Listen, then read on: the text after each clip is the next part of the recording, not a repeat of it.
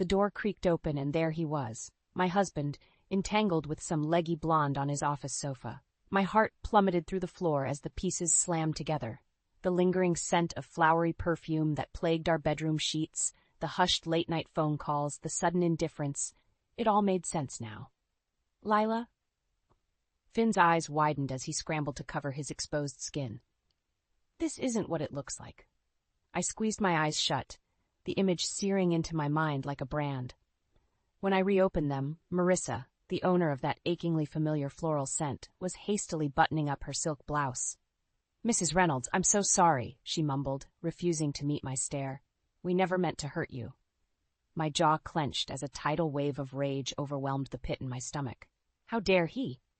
After 15 years of marriage, 2 beautiful children, and the endless sacrifices to build our dream life together, this was how he repaid me? Finn reached out, his expression a pathetic kaleidoscope of shame and pleading. "Baby, please, let me explain." I recoiled from his grasp, vision blurring with tears. "Explain what, Finn? How you've been lying to me? Betraying our vows? Our family?" "I still love you," he whispered, eyes glistening with remorse. This was just a mistake, a terrible lapse in judgment." A bitter laugh escaped my lips as I shook my head. Mistake? That made it sound so simple, so temporary. No, this cut far deeper, fracturing the very foundation of everything we'd built. Pivoting on my heel, I strode out, fighting the urge to collapse into uncontrollable sobs in the hallway. I needed to be strong, for our kids if nothing else. As I reached the parking lot, my phone pinged with a new message from Derek, Finn's best friend, asking if we were still on for the charity gala this weekend. The gala, just another night of plastering on fake smiles while my husband paraded around with his mistress in tow. Steadying my breath, I typed back 3 simple words: "I need you." Within minutes, Derek's car screeched into the lot. One look at my ashen face and he understood. He pulled me into a tight embrace as the dam finally broke and the tears came flooding out. "That lying son of a bitch," Derek seethed, gripping me fiercely. "Don't worry, Lila. We're going to make him pay for this." I drew back, determination replacing the sorrow in my eyes. "You're damn right we are." After that first wave of anguish subsided, a cold determination took its place. I refused to be the clueless, jilted wife who gets played for a fool. If Finn wanted to rip our family apart with his philandering ways, I'd ensure he paid the price. Over the next few weeks, I studied my husband like a well-researched mark. Derek kept me updated on the latest Finn and Marissa sightings around town, the quiet lunches at that upscale bistro, the extended business trips that conveniently aligned with our town's art gallery openings. I gathered tidbit after tidbit of evidence, squirreling it all away in a secret file on my laptop. One night, Finn strode in well past midnight, reeking of Marissa's trendy gardenia perfume. I feigned sleep as he undressed, my cheeks burning with disgust at the audacity of his deception. "Hey, babe, sorry I'm so late," he whispered, planting an unwanted kiss on my forehead. "Just had to put out some fires at the office." I remained stone-faced, focusing on memorizing every detail to document later. The midnight stubble, the lipstick stains on his collar, the mussed hair, all damning proof of his indiscretions. In my weakest moments, I flirted with the idea of a clean, amicable divorce. Splitting assets down the middle, sharing custody of the kids, avoiding a nuclear fallout. But every time that floral stench wafted into my nostrils, the inferno of rage reignited. He didn't deserve amicable, not after destroying our sacred vows on the altar, after lying to my face day after day. No, I needed to hit him where it hurt, expose him for the unfaithful, disloyal snake he had become, topple him from that pedestal our community had put him on. As a pillar of the local business world and a charity darling, Finn's image was his most prized asset. I would tear that facade to shreds, broadcasting his indiscretions to anyone who would listen. "You should have thought about the consequences, dear husband," I muttered under my breath as he drifted off to sleep, sheets still tainted with Marissa's stench. A few mornings later, Finn sauntered into the kitchen looking refreshed in a crisp suit. He pecked me on the cheek as he did every morning, an empty ritual devoid of love. "Big day at the office, important client meetings," he chirped jovially, swiping a travel mug of coffee. "But I'll be home in time to take the family out for Eli's baseball game tonight, I promise." I forced a tight smile, masking the fury bubbling within at his blatant lies. "Have a great day, honey." As soon as he was gone, I grabbed my laptop and got to work. First uploading the incriminating photos and audio recordings, then meticulously documenting each indiscretion. The green-eyed monster had been well fed, but now it was time to set the trap. With the evidence stacking up, I needed to bring more players onto my team. Zoe was the obvious first choice, my closest friend and confidante. We went way back to college, bonding over being the only non-trust fund babies in our snooty social circles. She had been by my side through the highs and lows, and I knew I could trust her with the sordid truth about Finn. Over brunch at our favorite cafe, I spilled the entire saga, holding back no details about Finn's sleazy trysts with Little Miss Art Gallery. Zoe's perfectly arched eyebrows shot up in disbelief as I unveiled the photos and recordings one by one. I can't even find a word vile enough. She shook her head in disgust. "Lila, I'm so sorry. You don't deserve this." I gave her hand a squeeze. "Thank you for being here for me. I need you in my corner as I handle this." Zoe's eyes narrowed with determination. "Say no more. That snake is going to wish he never slithered out of the garden. We'll make sure of it."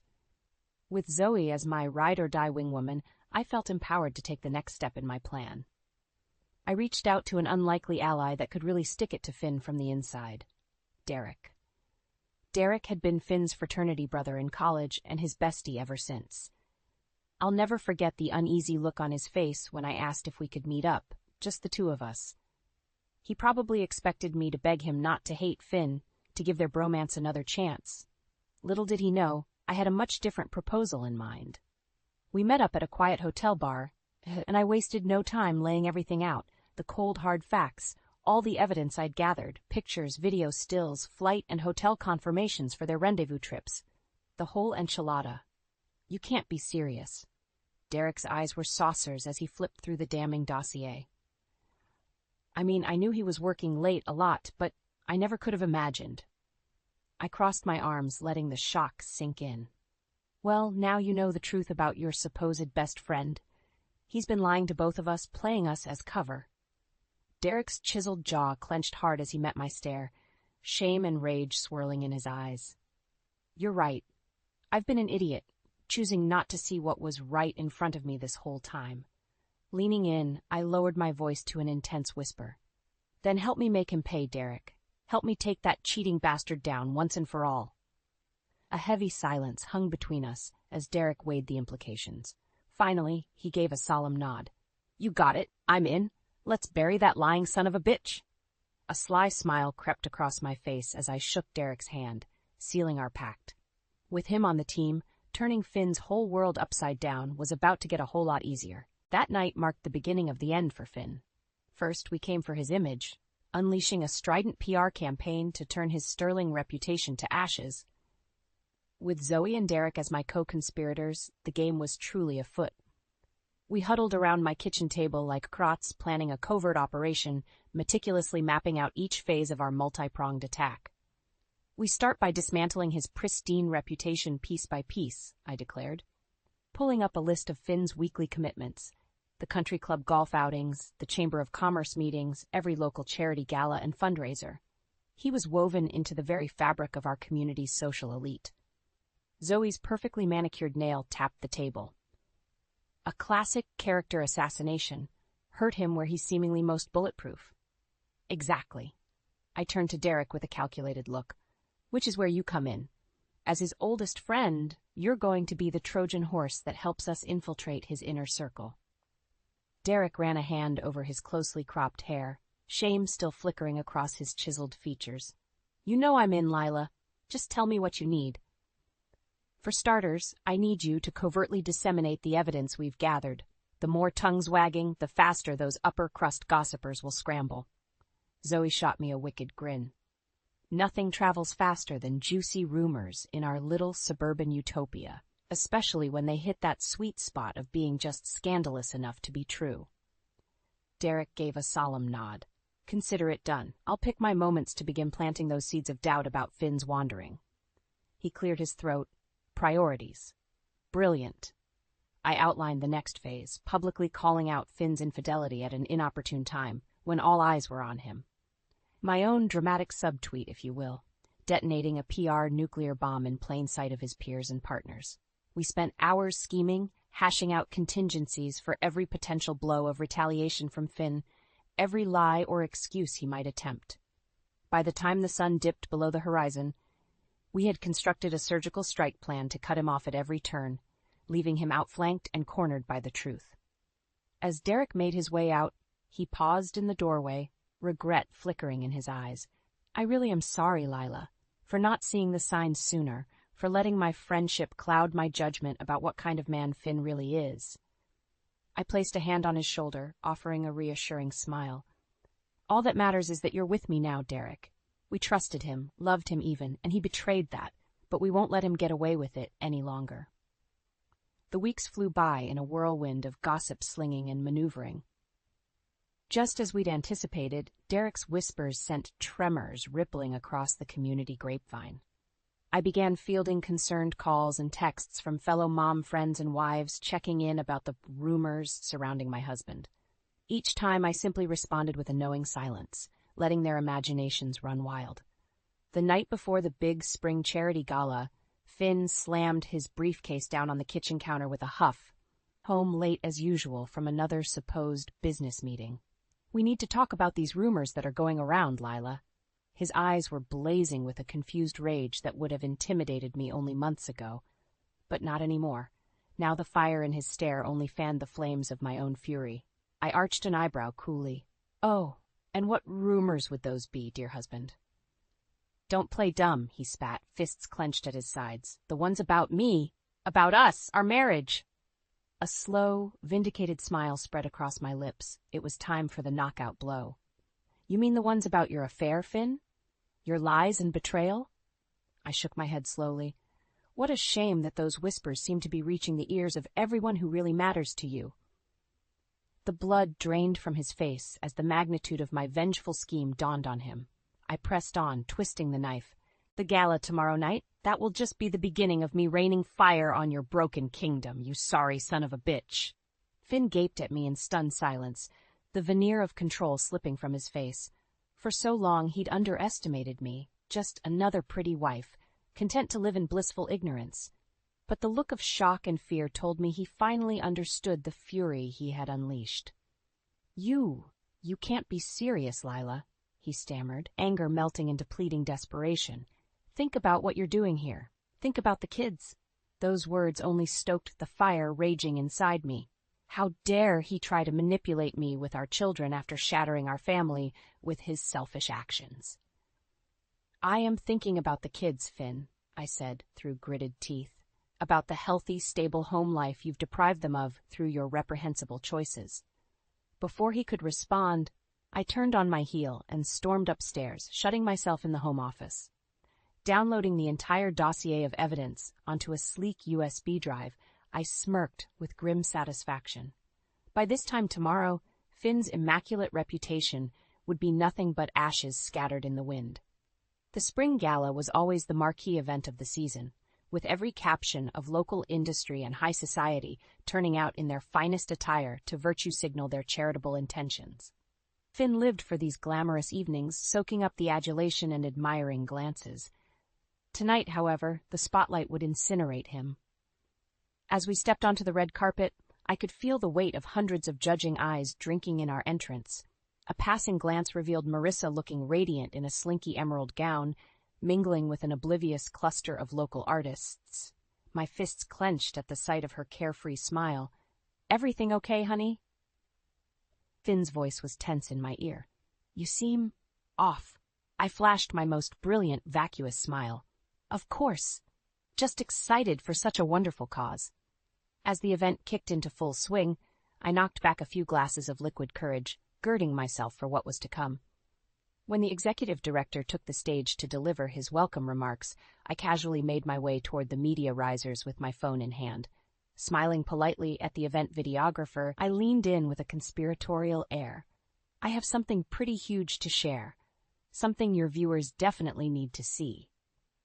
He furrowed his brow quizzically, but handed me a spare microphone without objection. Showtime.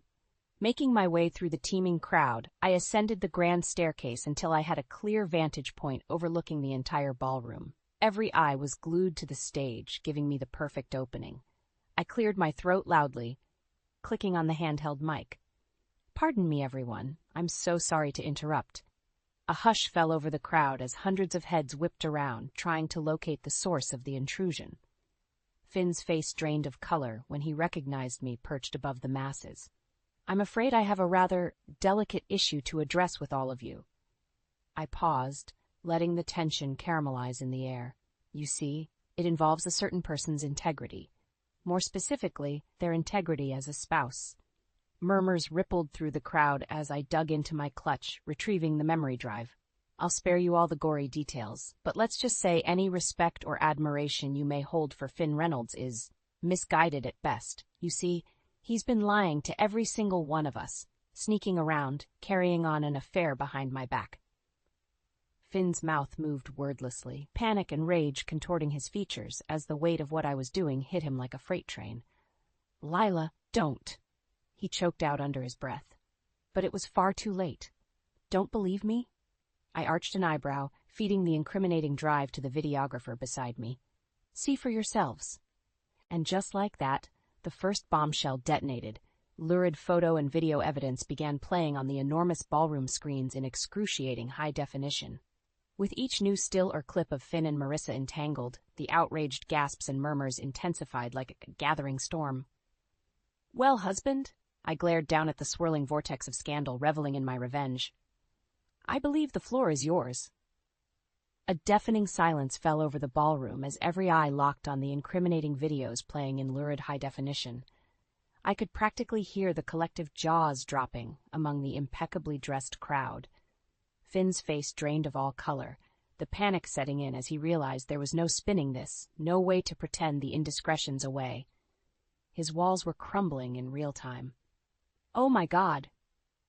The hushed murmur from beside me drew my attention to Marissa.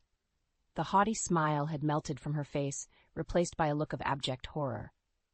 Shouldering my way back through the stunned onlookers, I descended the stairs until I was standing just feet away from my disgraced husband. He opened and closed his mouth uselessly, unable to muster any coherent response. "What's the matter, dear?" I called out loudly, voice dripping with contempt.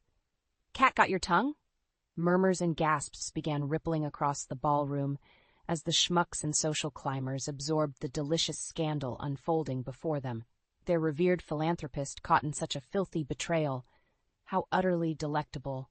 "Lila, please," Finn finally choked out, reaching out a hand imploringly. We can work through this. Think about our family." My eyes narrowed to slits. "You should have thought about that before spreading your diseased legs for that. I turned my withering gaze on Marissa, who shrank back with shame. Pathetic. She was nothing more than a naive pawn in all this. The drone of hushed whispers swelled as more and more partygoers absorbed the unbelievable spectacle. Reputation after reputation snuffed out by mere association. Delicious, delicious chaos. Squaring my shoulders, I turned my focus back to Finn with renewed fury. "Well, don't you have anything else to say for yourself? Any other lies you'd like to vomit up?"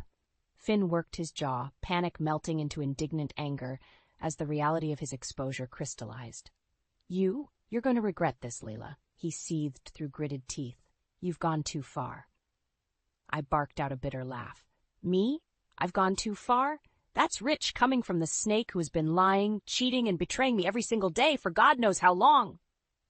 Planting myself directly in front of him, I allowed the anguish and disgust I'd been bottling up for months to finally detonate. "You killed us, Finn. You killed every single beautiful, sacred thing we had." I was practically shouting now, losing myself in the furious outpouring. "Our marriage, our family, our future. You torched it all by being a selfish, impulsive bastard who couldn't keep it in his pants." Hot, angry tears stung my cheeks as the weight of his deception truly hit me. Looking back, I could see the outrage and shock washing over every familiar face in the crowd. Neighbors, community leaders, the snobs I'd politely smiled at every week at the club brunch. All looking on in utter disbelief at the unraveling depravity of our once enviable life. Finn drew himself up to his full height, a muscle twitching in his clenched jaw. For a beat, I could see the coherent words forming as his eyes blazed with fury. But apparently thinking better of it, he turned on his heel and stormed out of the ballroom, shoving his way through the clusters of whispering onlookers. I watched him go without a shred of pity or remorse. He had brought every ounce of this hell onto himself through his sickening actions. And now there would be no going back. No chance for redemption or forgiveness. Finn Reynolds was officially a pariah. As he pushed through the ballroom doors, I noticed Marissa quickly making her escape through a side entrance, face burrowed in her hands. The pawn scurrying off of the chessboard in shame and defeat, for now the lesser of my preoccupations. Turning back to the silent, riveted ballroom audience, I lifted my chin defiantly. "I hope you all enjoyed the floor show," I called out, refusing to let the hurt seep into my voice. They would not see me weak. Not ever again. Let this be a lesson. No one takes Lila Reynolds for a fool. No one. The ballroom remained eerily silent as I made my exit, clicking across the marble floor in my designer heels. No tearful apologies, no scandalized gasps, just thick, stunned quiet in the wake of the bombshell I detonated. Part of me had expected Finn to come storming after me, pleading and bargaining in a desperate attempt to salvage his tattered reputation. But the coward was nowhere to be seen as I emerged from the venue into the crisp night air, drawing in a deep, steadying breath. Let him hide and lick his wounds. I was just getting started. Over the next few weeks, the shockwaves tore through our community like a hurricane. The unmistakable stench of scandal hung over every gossip brunch, cocktail party, and country club meeting like a dark cloud. Finn had once been the shining prince of our local business council, the benevolent philanthropist whose grateful smile graced the cover of every quarterly newsletter and fundraising gala program. Now his name was broadcast from every television and cover story, dragged through the mud amid tawdry allegations and outraged op-eds.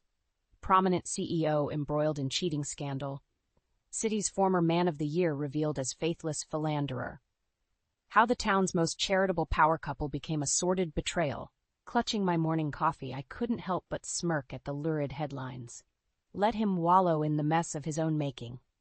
I had barely gotten started on serving him his just desserts. At first, Finn employed the typical damage control tactics, a canned PR statement decrying the private matter and asking for privacy, futilely attempting to go about business as usual. But his colleagues and corporate partners were having none of it. One by one, the dominoes began to fall. Major donors pulled their contributions to his charitable initiatives.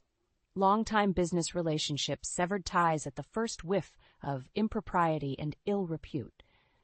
Without fail, every call went straight to voicemail, and every email landed in my inbox, a disgraced man, finally being held accountable. Through it all, Marissa remained utterly silent, having seemingly vanished into the ether like a persistent rash after being scorched under the glaring spotlight.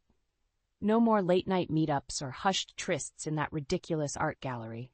Wherever she had slithered off to, I hoped the realization that her home wrecking was all for naught left her sick with regret. And alone. With every passing day, Finn's attempts to claw back some semblance of stability grew more desperate and pathetic. Begging letters and rattled voicemails went ignored as I steadily executed the next phase of my master plan, the legal dismantling. Retaining a squad of the most elite, ruthless divorce attorneys Manhattan had to offer was a substantial investment. But watching them fillet Finn's hollowed-out assets, decimate his real estate holdings, and obliterate what remained of his professional reputation made every penny worth it. I'll never forget the abject look of devastation on his face as he was presented with the bind-and-gag deal my team had meticulously crafted.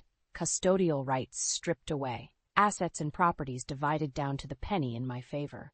The brand he'd so carefully manicured and marketed trampled to dust. This is insane, he sputtered, choking back what I assumed were angry tears. You're out of your damn mind, Lila. Leaning across the table, I met his fume-charged glare with a serene smile. I'm not the one who prompted this, dear husband. I'm simply delivering the karma you so deeply earned through your bottomless disrespect. With shaking hands, he grudgingly signed the last of the paperwork, sealing the complete and utter dissolution of the life we had built over 15 years of marriage.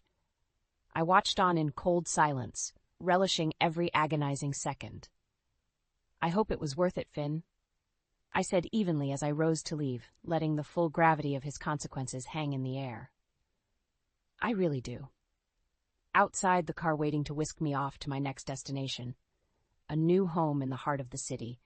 A sprawling penthouse where I could properly begin my next chapter of life.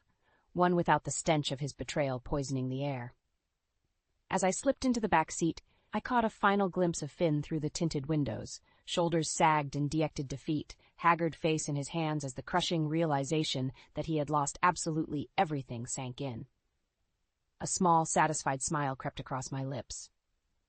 "Consider that a down payment, my dear," I murmured, turning my sights toward the glistening skyline as the car pulled away. So much more karma still remains. My new penthouse in the heart of Manhattan could hardly have been more perfect. A sprawling eyrie with walls of gleaming glass that bathed the loft in a warm, welcoming glow. Out on the massive terrace, I savored a fresh-brewed coffee while drinking in the iconic skyline view, feeling a sense of peace and renewal wash over me.